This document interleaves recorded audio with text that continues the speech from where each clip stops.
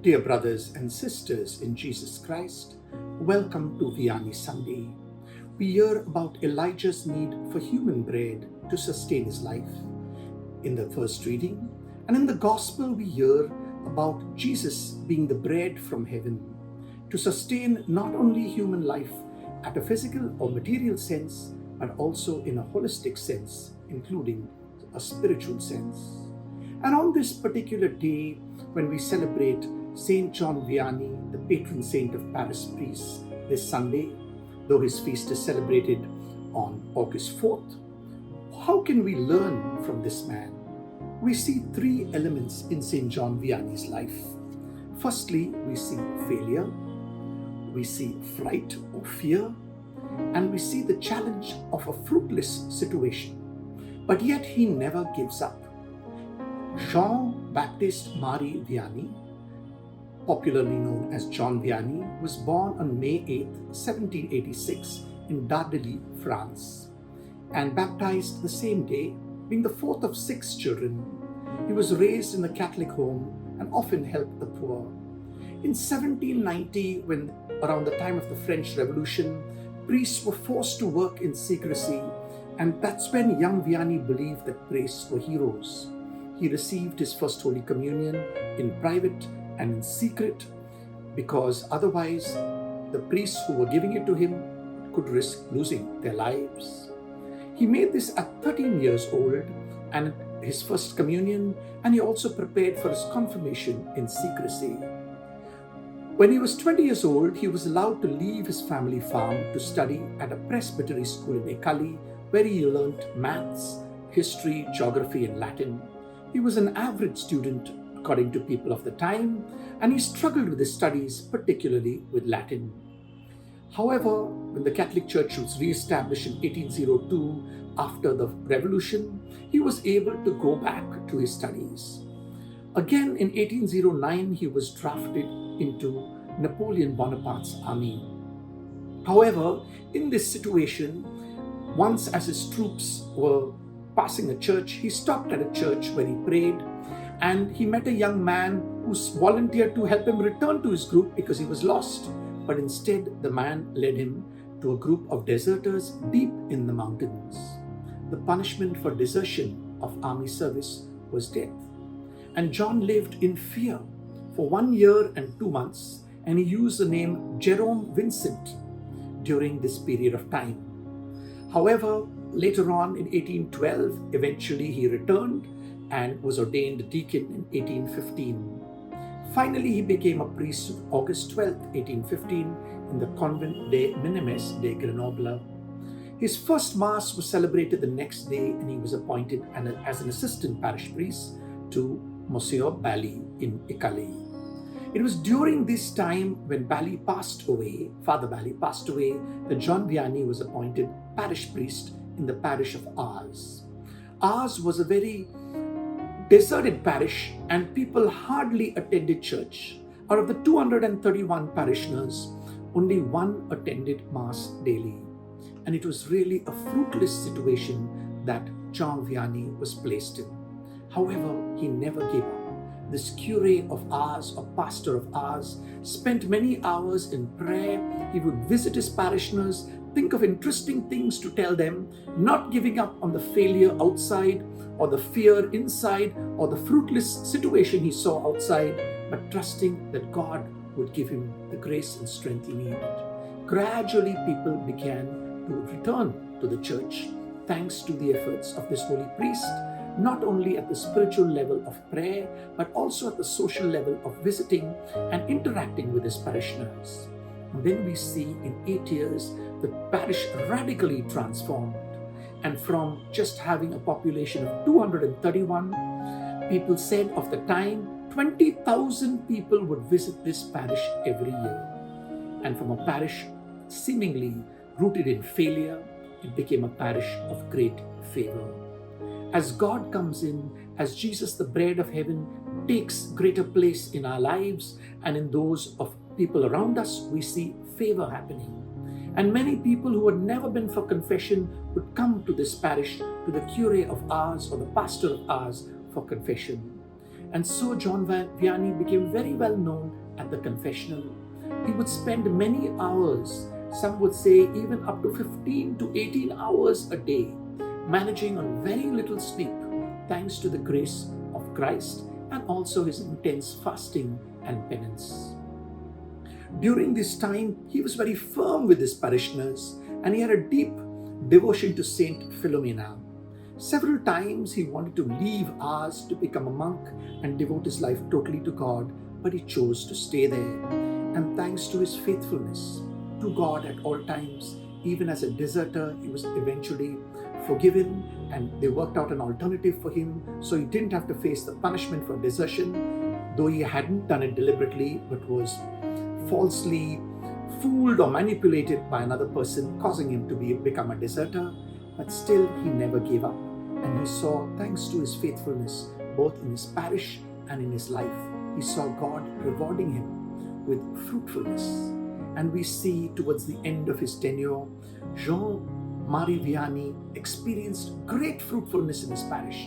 20,000 pilgrims came a year to a parish of barely 231 people. It is said that at peak times, the waiting time for confession was 1 week. Can you imagine waiting for 1 week? So what can we learn from this great holy priest? We can learn that no matter how much we fail, no matter how much fear is present in our life, particularly for many of us during this pandemic, or even if we see a fruitless situation, we need to never lose hope, but trust in God, pray to Him, and rely on His providence, grace, and strength to experience favor in our lives. The favor of God's love, the favor of God's presence. And from this favor, as we persevere, not letting fear control us, we will also see our faithfulness rewarded. And faithfulness is a gift from God. As we heard in the second reading, that we are called to imitate God. Just like Jesus was faithful, we too need to be faithful. And finally, fruitful. Jesus didn't seem to see the result of the efforts He made when He was on earth, but we see the amazing result after His resurrection, where frightened people were suddenly empowered by the power of the Holy Spirit to become bold. And just like St. John Vianney, the apostles too experienced fruitfulness through their effort and through the direction of the Holy Spirit.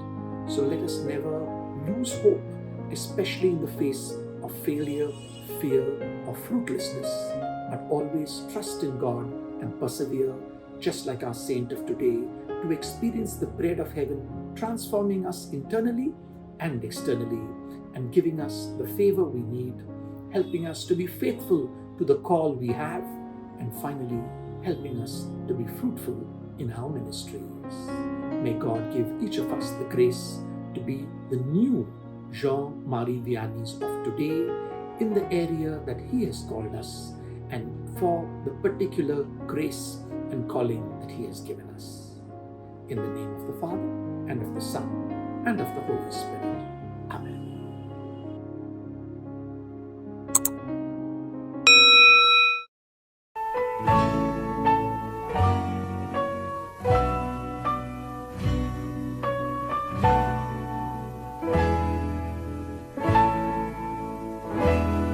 May the good Lord bless and keep you, whether near or far away.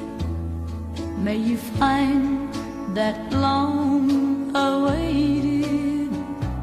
golden day today. May your troubles all be small ones, and your fortune 10 times 10. May the good Lord bless and keep you till we meet again. May you walk with sunlight shining and a bluebird in every tree. May there be a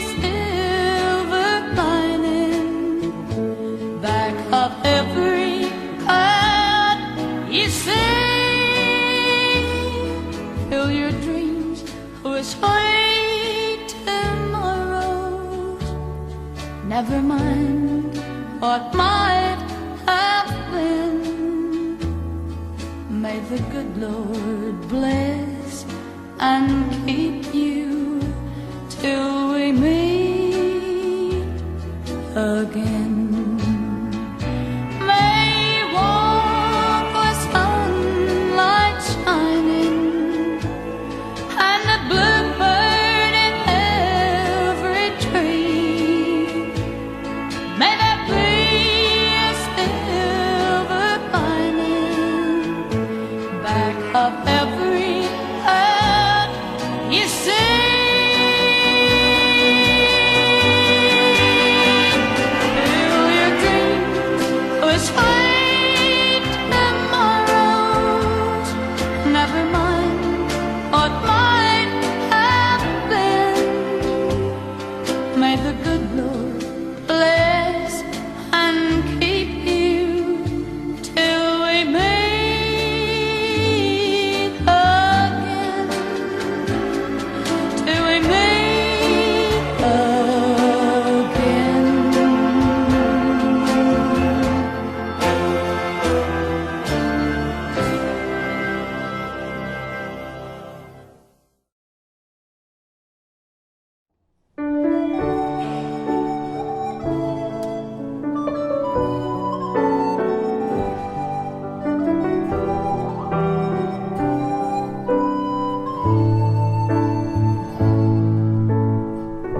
You are a priest forever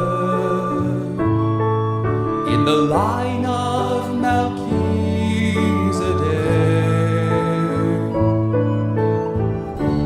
consecrated to the service of the Lord, to sit at his right hand. You are a priest forever in the line of Melchizedek.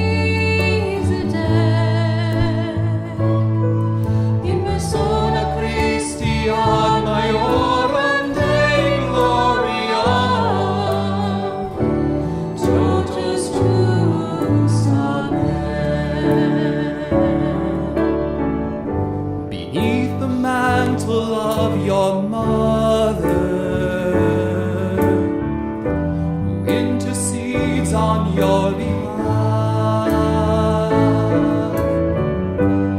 in the arms of your father, who holds you in the palm of his hand. You are a priest forever in the line of Melchizedek,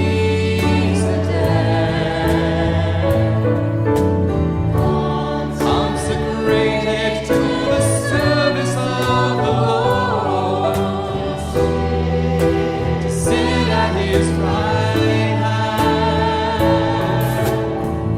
You are a priest forever in the line of Melchizedek,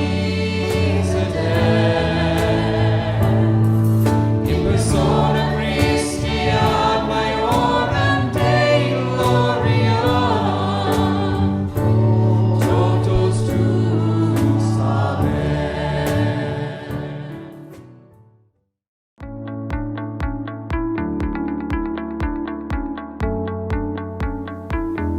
My sheep hear my voice, and I know them, and they follow me.